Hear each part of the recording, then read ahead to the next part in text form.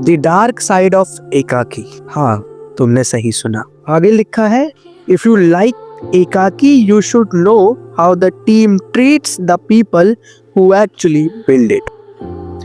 ये एक Reddit post है।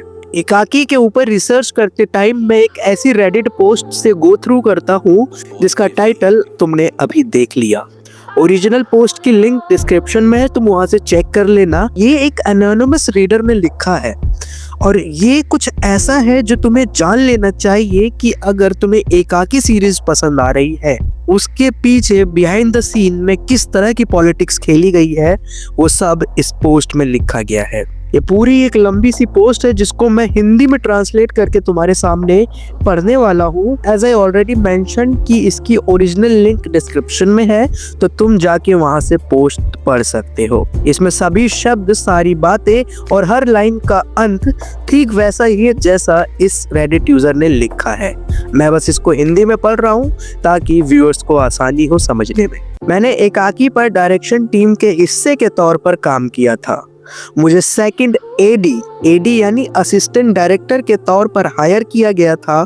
शूट शुरू हुए अभी 2 हफ्ते हुए थे कि प्रोडक्शन ने मुझे फर्स्ट एडी यानी असिस्टेंट डायरेक्टर की जिम्मेदारी दे दी। वजह साफ थी, ग्राउंड पर असली काम मैं संभाल रहा था। कॉल शीट बनाना, शेड्यूल लॉक करना, एक्टर्स और सभी डिपार्टमेंट्स को मैनेज करना, क्रू की मूवमेंट को कोऑर्डिनेट करना, सबके आने से पहले सेट पर पहुंचना और सबसे आखिर में सेट छोड़ना। जो कुछ भी एक फर्स्ट असिस्टेंट डायरेक्टर से उम्मीद की जाती है, मैं वो सब कर रहा था। वो दौर बेहद थकाने वाला था, लेकिन मुझे गर्व था। मेरे करियर में पहली बार ऐसा हुआ था कि मुझे मेरे काम को इस तरह पहचाना गया। मुझे लगा था कि मैंने आखिरकार वो सम्मान कमा लिया है। फिर पॉलिटिक्स शुरू हुई। धीरे धीरे कोर टीम ने मुझे साइडलाइन करना शुरू कर दिया। ईगो का टकराव होने लगा। मैंने कुछ फैसलों से असहमति जताई क्योंकि वो प्रोडक्शन के फ्लो को नुकसान पहुंचा रहे थे। मैं युवा था लेकिन ना समझ नहीं। मेरा काम प्रक्रिया को सुरक्षित रखना था, पर उन्हें ये निजी हमला लगा। मुझसे ऐसे बात की जाने लगी जैसे मैं कोई बाहरी इंसान हूँ। मेरी हर सलाह उनकी अथॉरिटी के लिए खतरा बन गई, सिर्फ इसलिए कि मैंने हाँ में हाँ मिलाने से इनकार किया। मुझे समस्या समझा जाने लगा और फिर पहला एपिसोड रिलीज हुआ। मैं पूरी रात जागता रहा, उत्साहित, उम्मीदों से भरा हुआ।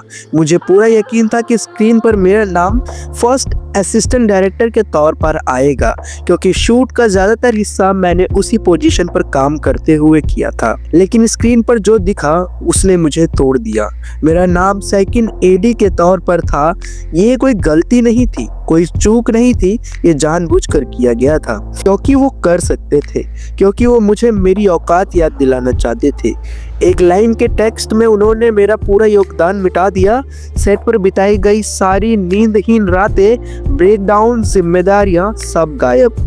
मुझे सिर्फ उन शुरुआती कुछ दिनों तक ही सीमित कर दिया गया जो सच था ही नहीं। लोग अक्सर फिल्म इंडस्ट्री की टॉक्सिसिटी की बात करते हैं, लेकिन सबसे ज्यादा दर्द ग्लैमर वाली चीजों से नहीं होता। दर्द होता है ऐसी छोटी छोटी हरकतों से, इन घटिया पावर गेम से। क्रेडिट्स सिर्फ दिखावे के लिए नहीं होते, वो आपकी पहचान होते हैं। वो दुनिया को बताते हैं कि आपने क्या किया।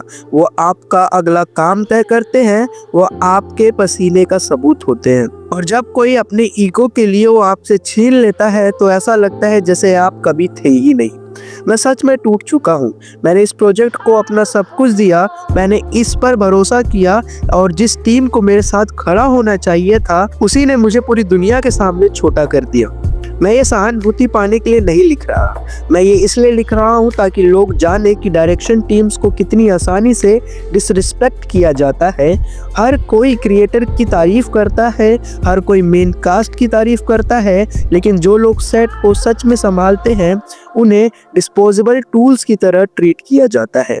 आप शो को पसंद कर सकते हैं, मुझे फाइनल प्रोजेक्ट से कोई शिकायत नहीं है, लेकिन ये जान लीजिए हर चमकदार रिलीज के पीछे कुछ लोग ऐसे भी होते हैं जिन्हें कुचला गया होता है ताकि कोई और ताकतवर महसूस कर सके। और इसी के साथ अंत में ये राइटर लिखता है, मैं वहां था, मैंने ये जिया है और आज मैंने अपनी मेहनत को स्क्रीन पर डाउनग्रेड होते हुए देखा जैसे मैंने कुछ किया ही नहीं था।